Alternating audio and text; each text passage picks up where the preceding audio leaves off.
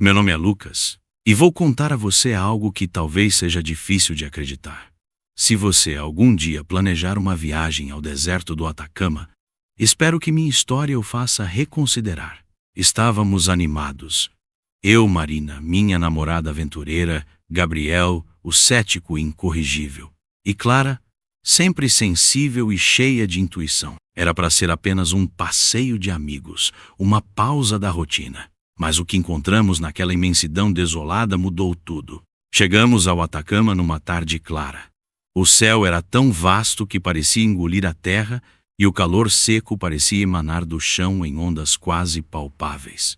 O guia que contratamos, Emílio, era um homem calado, de pele queimada de sol e olhos que pareciam ter visto coisas que ele preferia esquecer. Ele nos levou para uma área remota perto dos geoglifos de Serrunita, uma região famosa pelos desenhos antigos gravados no solo. Mas Emílio advertiu que era também um lugar de mistérios. Gabriel, como sempre, questionava tudo. Ele ria dos mitos locais, especialmente quando Emílio, depois de muita insistência, mencionou algo sobre vigilantes do céu. Visitantes? Como alienígenas? Gabriel zombou. Emílio apenas murmurou algo em espanhol, algo como "não são do céu. Eles estão entre nós." Montamos o acampamento ao entardecer. O deserto parecia outro planeta, com suas dunas infinitas e montanhas distantes que pareciam tão antigas quanto o tempo. Clara tirava fotos sem parar, tentando capturar a vastidão surreal do lugar. Marina, sempre curiosa, perguntava sobre os geoglifos, enquanto eu apenas tentava aproveitar o silêncio do deserto. O céu escureceu rapidamente, revelando um mar de estrelas que parecia desafiar qualquer noção de realidade. Foi então que as vimos. Luzes no horizonte. Eram pequenas no início, como estrelas caindo, mas logo começaram a se mover de forma errática, formando padrões que não faziam sentido. "É algum fenômeno atmosférico", disse Gabriel, tentando parecer calmo. Mas algo naquelas luzes parecia consciente. Elas não apenas dançavam, elas pareciam observar. Emílio, que até então havia se mantido em silêncio, levantou-se abruptamente. "Não é seguro aqui. Amanhã partimos cedo", ele disse, sua voz carregada de um nervosismo que começava a contagiar o grupo. Marina tentou argumentar, mas ele apenas balançou a cabeça e acrescentou: "Eles não gostam de intrusos." A madrugada trouxe um silêncio pesado, quebrado apenas pelo som do vento soprando nas dunas. Gabriel e Clara foram os primeiros a dormir, mas eu e Marina ficamos acordados, olhando para as estrelas. Foi Marina quem ouviu primeiro. "Lucas, você escutou isso?" Era um som metálico, como algo se dobrando ou sendo esmagado, seguido por estalos que pareciam vir de todas as direções. De repente, o vento parou. O deserto, antes tão vivo com seus murmúrios naturais, mergulhou num silêncio antinatural. Marina agarrou meu braço. "Tem alguma coisa lá fora." "Eu sinto." Eu ri nervosamente, tentando acalmá-la. Mas então vi o brilho nos olhos dela, um brilho de puro medo. Algo estava realmente nos observando. Pequenas luzes começaram a piscar ao redor do acampamento, como vagalumes que surgem de um nevoeiro invisível. Mas essas luzes não eram naturais. Elas se moviam rápido demais, parando e começando com uma precisão que me fez lembrar dos movimentos das luzes no horizonte. Foi Emílio quem nos despertou completamente. Ele saiu correndo de sua barraca, gritando algo em espanhol. "Não estamos solos, eles vêm." Antes que pudéssemos entender, uma das luzes se aproximou rapidamente e parou no centro do acampamento. Ela não era apenas uma luz. Era uma esfera pulsante, com um brilho opressor que parecia se infiltrar em nossos ossos. Gabriel tentou filmar, mas sua câmera desligou sozinha. Clara começou a chorar baixinho, enquanto Emílio gritava, apontando para o horizonte. Mais luzes estavam vindo. "Precisamos ir agora!" Ele berrou, mas nenhum de nós conseguia se mover. Estávamos congelados, presos pela visão das luzes que agora pareciam formar uma espécie de círculo ao nosso redor. E foi naquele momento, sob o céu do deserto, que percebi que aquilo não era algo que podíamos entender. Não eram estrelas, nem espíritos, nem criaturas do nosso mundo.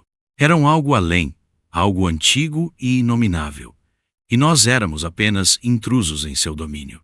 Abandonamos o acampamento ao amanhecer, movidos pelo desespero e pela necessidade de escapar do que quer que fossem aquelas luzes. Emílio liderava, seu rosto tenso como uma pedra. Ele insistiu em seguir por um desvio, dizendo que as estradas principais poderiam ser contaminadas. Não entendíamos o que ele queria dizer com isso, mas ninguém questionou. Todos estávamos abalados demais, com o peso do medo ainda pressionando nossos peitos. Conforme avançávamos, notei algo estranho no deserto.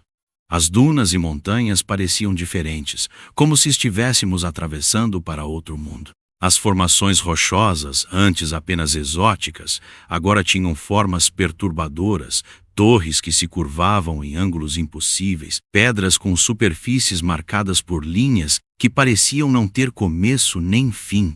Gabriel, sempre o curioso, tirava fotos enquanto murmurava algo sobre padrões geométricos estranhamente precisos. Por volta do meio-dia, Emílio parou bruscamente. Ele apontou para algo no horizonte, uma estrutura parcialmente enterrada na areia. Era como uma entrada, talvez de um túnel ou uma câmara, feita de pedras que pareciam ter sido esculpidas à mão. Gabriel, claro, não conseguiu se conter. "Isso é incrível!" disse ele, correndo na direção do local. Clara tentou impedi-lo, mas ele já estava ajoelhado, examinando as inscrições gravadas nas pedras. "É pré-colombiano. Talvez até mais antigo", Gabriel afirmou, seus olhos brilhando de excitação. "Tem algo errado com isso", ela murmurou. Marina se aproximou e pegou uma pedra com uma inscrição particularmente estranha. "Olha isso, parece algum tipo de escrita." Antes que ela pudesse terminar a frase, o deserto pareceu prender a respiração. O vento parou e um silêncio opressor tomou conta do lugar. Foi então que vimos as luzes. Desta vez, estavam muito mais próximas, como se tivessem nos encontrado. De dentro da estrutura, uma figura emergiu. Era alta, quase 3 metros, mas não tinha uma forma definida. Emílio puxou sua arma e disparou, mas a bala atravessou a figura como se ela fosse feita de fumaça. A criatura respondeu com um som que não era apenas ouvido, mas sentido, um ruído ensurdecedor que parecia ressoar em nossos ossos. "Corram!" Emílio gritou, mas antes que pudéssemos reagir, ele foi puxado para o chão. Suas mãos tentaram agarrar a areia, mas ela parecia viva, engolindo-o como se fosse líquida. Seu grito foi cortado abruptamente, e tudo o que restou foi a pedra que ele segurava, agora parcialmente coberta de sangue. Corremos como nunca antes, mas o deserto parecia conspirar contra nós. As dunas, antes familiares, agora eram um labirinto infinito. O sol estava desaparecendo rápido demais, e a noite chegou como uma cortina, trazendo consigo frio e um silêncio aterrorizante. Marina chorava baixinho e Clara se recusava a falar. Gabriel, normalmente tão falante, estava agora murmurando para si mesmo. "Eles estão aqui. Eu avisei. Não devíamos ter tocado." Sua voz era quase um sussurro, mas havia algo na forma como ele falava que fazia minha pele se arrepiar. A cada passo, o deserto parecia mais vivo. O chão pulsava suavemente como se estivéssemos andando sobre algo que respirava. Sombras sem fonte visível se moviam pelas dunas. Sempre à distância, mas nunca longe o suficiente para nos deixar em paz. Finalmente, encontramos uma pequena depressão entre as dunas, onde nos escondemos temporariamente. Foi então que percebemos que não estávamos sozinhos. Havia algo ao nosso redor, uma presença que não podia ser vista claramente, mas que podíamos sentir. Estava no ar, na areia, nos nossos próprios pensamentos. Gabriel começou a rir, um som vazio e perturbador. "Vocês sentem isso? É como se o deserto estivesse nos observando." Ele apontou para o céu, onde as luzes agora formavam padrões que pareciam coordenados, como uma dança cósmica que desafiava qualquer lógica. De repente, a areia ao nosso redor começou a se mover. Pequenas colunas se erguiam e depois desmoronavam, como se algo tentasse emergir. Marina segurou minha mão com tanta força que eu senti seus dedos cravarem na minha pele. "Lucas, o que é isso?" Ela sussurrou, mas eu não tinha resposta. Quando olhei para Clara, vi que ela estava desenhando freneticamente na areia, tentando replicar os símbolos que tinha visto na estrutura. Não é um lugar, ela disse, quase em transe. É uma porta. Antes que pudéssemos processar suas palavras, a criatura reapareceu, mas desta vez não estava sozinha. Outras formas indistintas, menores, mas igualmente aterrorizantes, começaram a emergir das dunas. Não corremos desta vez. Não havia para onde ir. Naquele momento, enquanto aquelas coisas nos cercavam, senti algo quebrar dentro de mim. Não era apenas o medo, era a compreensão de que estávamos diante de algo que não pertencia ao nosso mundo, algo que nunca deveríamos ter perturbado. Enquanto fugíamos, as luzes no céu nos perseguiam, lançando feixes que iluminavam o deserto como holofotes de um predador incansável. O silêncio do deserto era interrompido por uma frequência aguda, uma vibração que ressoava em nossos ossos e nos deixava nauseados. Cada passo que dávamos parecia em vão. O deserto nos cercava como uma prisão sem muros. Marina, ainda segurando a pedra com força, começou a dizer que sentia algo nela, algo vivo. Eles não querem que a gente a tenha, ela disse, os olhos brilhando com uma mistura de medo e determinação. Gabriel, sempre o cético, riu, mas foi um riso vazio. Chave para quê? Para a nossa morte? Então, encontramos a caverna. Uma formação rochosa que parecia surgir do nada, como se o deserto estivesse nos guiando até ela. Clara foi a primeira a entrar, atraída pelas inscrições que cobriam as paredes internas. As marcas eram semelhantes às da pedra, mas muito mais complexas, um emaranhado de padrões geométricos que pareciam pulsar com uma energia própria. Assim que entramos, algo na atmosfera mudou. Era como se o ar estivesse carregado, quase sólido. Clara começou a murmurar palavras em uma língua que não reconhecíamos. Ela deslizou os dedos pelas inscrições na parede, os olhos vidrados, como se estivesse em transe. Eles estão olhando, sempre olhando, ela sussurrou. Marina tentou afastá-la das paredes, mas Clara resistiu, os olhos arregalados, as palavras saindo de sua boca como se alguém estivesse falando por ela. Gabriel, já à beira do desespero, gritou: "Parem com isso! Isso não é real! Nada disso é real!" Mas eu sabia que era real. O deserto, as luzes, os sons, tudo era tão real quanto a areia sob nossos pés. E então, como se para provar isso, o chão da caverna começou a vibrar. As luzes no céu estavam diretamente acima de nós agora. E as sombras começaram a se materializar na entrada da caverna. Elas não eram apenas sombras, mas formas grotescas e indefinidas, como se a própria realidade estivesse sendo distorcida.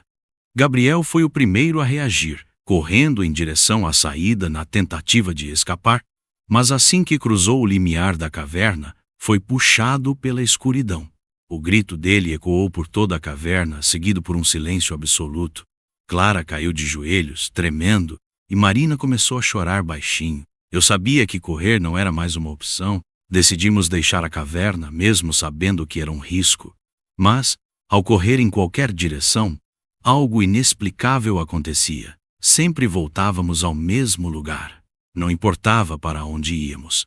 A caverna estava lá, como se o deserto estivesse nos jogando em um ciclo infinito. "Estamos presos", disse Marina, segurando a pedra como se fosse sua única salvação. A luz esverdeada que ela emitia parecia reagir às sombras que nos cercavam, afastando-as momentaneamente. Mas o efeito não durava. O desespero começou a tomar conta de mim.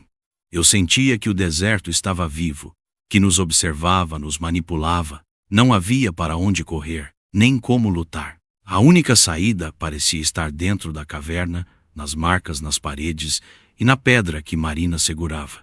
As sombras começaram a se mover para dentro da caverna, avançando lentamente, como predadores brincando com suas presas. Clara, ainda em transe, começou a repetir as palavras que ouvimos nas luzes, como um eco distorcido. Marina segurou minha mão e me olhou com uma determinação que eu nunca tinha visto antes. "Lucas, temos que usar a pedra. Não sei como, mas é a única chance que temos." Eu não sabia se ela estava certa, mas era a única opção. Segurei a pedra junto com ela e juntos pressionamos contra as marcas na parede. A caverna inteira começou a tremer. As sombras soltaram um grito ensurdecedor. E então tudo ficou branco. Quando acordei, o deserto estava silencioso. Não havia luzes no céu, nem sombras nas dunas. Clara estava desmaiada ao meu lado, mas ainda respirava. Marina estava de pé, olhando para o horizonte com um olhar vazio. Acabou? Perguntei, mas ela não respondeu. Apenas me entregou a pedra, agora fria e sem vida. Não acabou, ela sussurrou finalmente. Nunca acaba. Saímos daquele deserto, mas nunca nos sentimos verdadeiramente livres. Algo mudou em nós, algo que não podemos explicar. E à noite, quando o silêncio se torna absoluto, eu ainda ouço aquele som, como um zumbido distante, me chamando de volta. O deserto agora era outro mundo, ou pelo menos parecia ser. Sob as luzes intensas que vinham do céu, o solo antes árido parecia pulsar como um organismo vivo, e as formações rochosas ao nosso redor tinham mudado, assumindo formas que desafiavam a lógica. O ar estava pesado, carregado de uma energia opressiva, e as sombras, que antes nos perseguiam com cautela, agora se moviam com a ferocidade de predadores certos de sua vitória. Marina segurava a pedra com tanta força que seus dedos estavam brancos, mas seu olhar era firme. Lucas, ela disse, sua voz trêmula mas decidida, temos que devolver isso. Foi um erro tirá-la daqui. Eu queria contestar, dizer que era loucura, que tudo o que havíamos passado não seria resolvido apenas colocando a pedra de volta.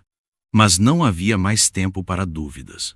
As sombras estavam nos cercando, suas formas oscilando entre algo humano e algo que não deveria existir.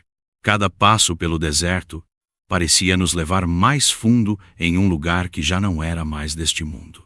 O chão brilhava com padrões geométricos que pulsavam em sincronia com a luz da pedra, e o horizonte estava borrado, como se estivéssemos presos em uma ilusão infinita. Clara, que havia ficado em silêncio desde o incidente na caverna, começou a murmurar palavras incoerentes. Seus olhos estavam fixos nas luzes, e antes que pudéssemos deter, lá, ela começou a caminhar em direção a elas. Clara, não, gritei, mas era como se ela não pudesse me ouvir. Marina tentou segurá-la, mas foi atingida por um campo invisível que a lançou no chão. Eu assisti, impotente, enquanto Clara se ergueu do solo, envolvida por um feixe de luz que a elevava lentamente para o céu. O que aconteceu a seguir é algo que nunca consegui explicar.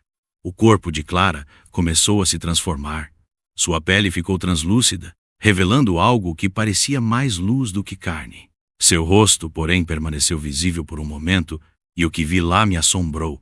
Um olhar de puro terror, como se ela estivesse consciente do que estava acontecendo, mas incapaz de escapar. Então, ela desapareceu. Não temos mais tempo, Marina gritou, levantando-se com dificuldade. As sombras estavam mais próximas agora, suas formas se desdobrando em ângulos impossíveis, seus movimentos rápidos e imprevisíveis. Era como se o próprio deserto estivesse nos expulsando. Corremos sem direção certa, guiados apenas pela pulsação da pedra, que parecia saber o caminho de volta à estrutura onde tudo começou. O som ao nosso redor era ensurdecedor, um zumbido constante, intercalado por gritos que pareciam vir tanto de dentro de nossas mentes quanto do próprio ambiente. Eu tropecei e caí, minhas mãos rasgando a pele contra o solo áspero. Quando olhei para trás, vi uma das criaturas mais de perto. Era como um vulto humano, mas seus contornos estavam borrados, como se estivesse entre este mundo e outro. Sua pele era feita de fragmentos de luz e sombra, e seus olhos, se é que eram olhos, brilhavam com uma intensidade fria e inumana. Marina puxou-me pelo braço, gritando algo que não consegui entender no momento. Ela me apontou a estrutura. Era maior do que lembrávamos. Uma torre de pedra negra com símbolos gravados que brilhavam intensamente. Chegamos ao pé da estrutura, exaustos e à beira do desespero. As criaturas estavam ao nosso redor, movendo-se em círculos, como se esperassem que fizéssemos algo errado. É aqui! Marina gritou, levantando a pedra. Tem que ser aqui! Ela pressionou a pedra contra um entalhe no centro da estrutura, e o que aconteceu a seguir foi além de qualquer descrição. Um raio de luz verde dourada explodiu do topo da torre, atravessando o céu e criando uma onda de choque que nos jogou para trás. As sombras soltaram um grito ensurdecedor, um som que parecia ser tanto de dor quanto de raiva, e começaram a desintegrar-se, suas formas dissolvendo-se no ar como fumaça. As luzes no céu diminuíram gradualmente, até que o deserto foi mergulhado em um silêncio absoluto. Quando o sol finalmente nasceu, o deserto parecia normal novamente, mas nada estava normal para nós. Marina e eu estávamos cobertos de areia, exaustos e cheios de cortes e hematomas. A estrutura havia desaparecido, soterrada por uma tempestade de areia que parecia ter vindo do nada. Uma equipe de resgate nos encontrou mais tarde naquele dia, atraída por nossas pegadas na areia. Quando tentamos explicar o que aconteceu, eles apenas nos olharam com descrença. Clara, Gabriel e Emílio foram oficialmente declarados desaparecidos. Mas sabíamos que a verdade era muito pior. Anos se passaram, mas as memórias daquela noite ainda me assombram. Às vezes à noite fecho os olhos e vejo as luzes novamente, ou ouço o zumbido incessante que parecia querer arrancar minha sanidade. Marina e eu não conversamos mais sobre o que aconteceu, mas sei que ela sente o mesmo. O deserto não é um lugar vazio. Há coisas lá que não deveriam existir, mas que existem de qualquer maneira. Se algum dia você ouvir algo estranho no vento ou ver uma luz no horizonte, faça um favor a si mesmo. Não siga, não olhe, apenas vá embora.